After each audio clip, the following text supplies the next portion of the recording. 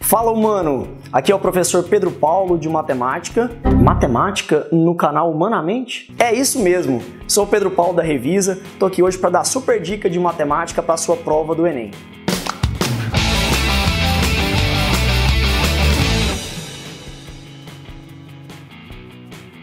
Bom, a nossa super dica de hoje é sobre escala.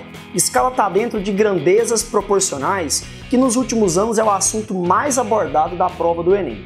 O que é escala ou simplesmente fator de escala? É simplesmente um número que a gente usa para dividir ou para reduzir, geralmente, uma dimensão de um objeto ou de uma figura no tamanho real. Como assim? Por exemplo, se a gente tiver um mapa do Brasil, é óbvio que esse mapa do Brasil não vai caber numa folha de caderno. O que a gente precisa fazer? A gente vai pegar todas as dimensões desse mapa e a gente vai dividir, por exemplo, por 10 milhões. Dessa forma, essas dimensões continentais do nosso país vão caber, vão ficar pequenininhas numa folha de caderno. E aí, na verdade, toda a figura vai ficar dividida. Toda a figura vai ficar reduzida e, o mais importante, de forma proporcional. Por quê? Para a imagem não ficar muito esticada, nem muito na largura e nem muito na altura. Eu quero hoje, mais do que te explicar o que é escala, eu quero te mostrar como que ela se relaciona na matemática com área e com volume. Vou te apresentar agora duas questões que já caíram no Enem, que vale a pena a gente revisar para a prova.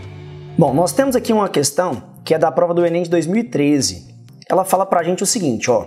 A figura apresenta dois mapas, em que o estado do Rio de Janeiro é visto em diferentes escalas.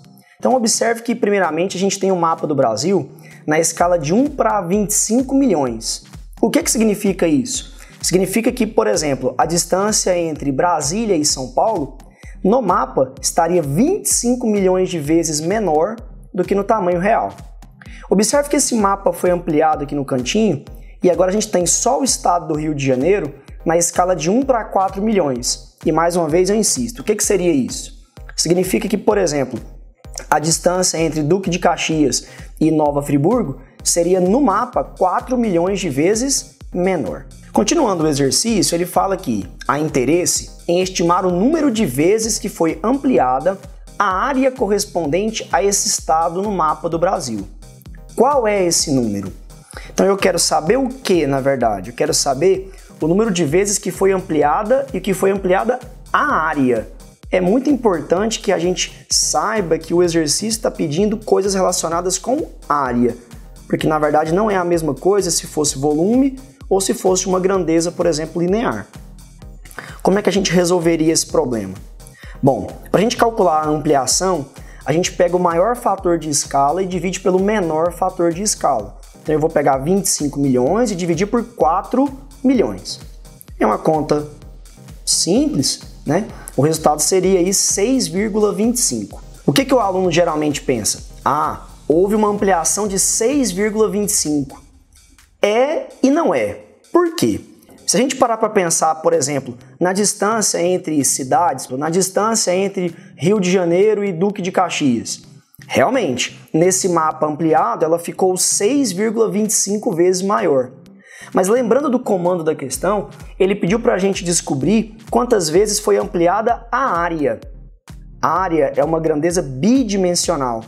Na verdade, a ampliação da área seria de 6,25 ao quadrado, porque seria de 6,25 em uma dimensão e de 6,25 em outra dimensão. Eu não sei se você lembra, mas tem uma regrinha na matemática do e. Toda vez que a gente fala o conectivo e, a conjunção e, que muitas vezes a gente fala i, né? A gente multiplica. Então, aumentaria 6,25 vezes e 6,25 vezes em outra dimensão. 6,25 vezes 6,25, 6,25 ao quadrado. Dá aproximadamente 39. Então, a área do Rio de Janeiro nesse mapa aqui agora ficou, na verdade, 39 vezes maior. E não 6,25, como muitos pensariam erroneamente.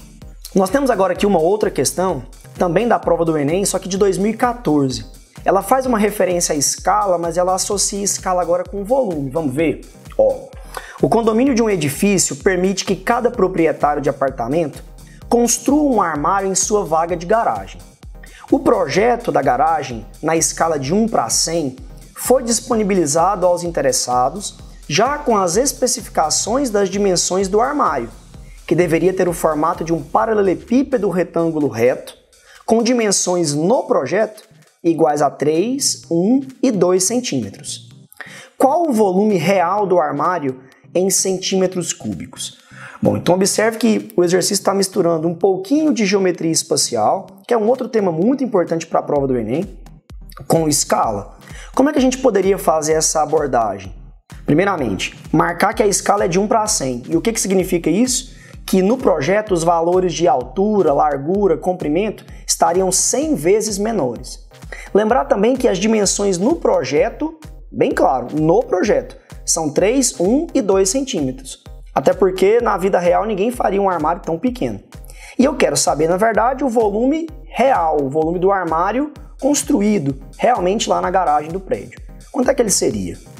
É importante que a gente observe as alternativas, e eu fiz questão de dessa vez colocar para você aqui as alternativas propostas pelo Enem, para te mostrar que qualquer erro de conta você vai acabar chegando em um desses resultados e às vezes vai marcar a alternativa achando que está acertando o exercício e na verdade você vai ter caído num peguinha, num distrator, tá? Bom, observe a figura que a gente tem aqui, o armário, e se a gente quiser calcular o volume do armário lá no projeto, o volume de um paralelepípedo é o mais fácil de todos, é só fazer o produto das 3 dimensões, né? Área da base vezes a altura. 2 vezes 1 vezes 3, chegaríamos nos 6 centímetros cúbicos. Então esse é o volume no projeto. Como é que a gente chegaria no volume real que o exercício quer? Muito aluno pensa o quê? A escala é de 1 para 100, então o volume real é 100 vezes maior, sim ou não? Não. Por que não? Porque, na verdade, o comprimento seria 100 vezes maior, a largura seria 100 vezes maior, a altura seria 100 vezes maior, o volume seria 100 vezes ao cubo maior.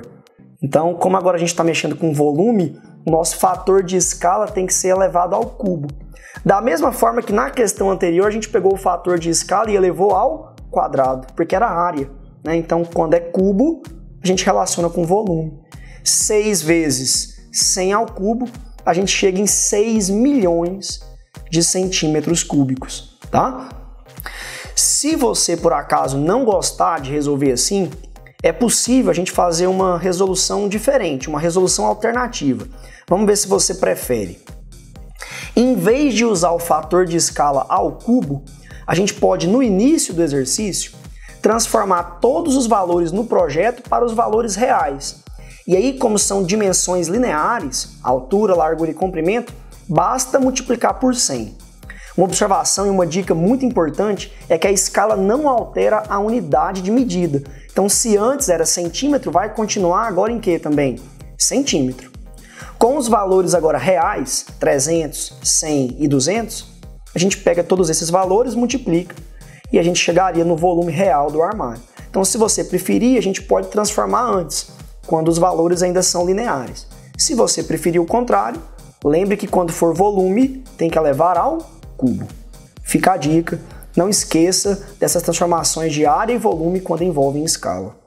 Bom pessoal, eu espero que você tenha gostado, que você tenha aprendido a usar a escala, que você nunca mais erre. E lembre, porque a escala na verdade ela também pode ser invertida. Se a gente por acaso estiver analisando uma célula, ela na verdade tem que ser ampliada. Não foi o exemplo da nossa aula de hoje, mas eu queria que você lembrasse que a escala na verdade é uma redução ou uma ampliação para que a gente consiga visualizar melhor o nosso objeto de estudo. Boa prova, tamo junto, até mais!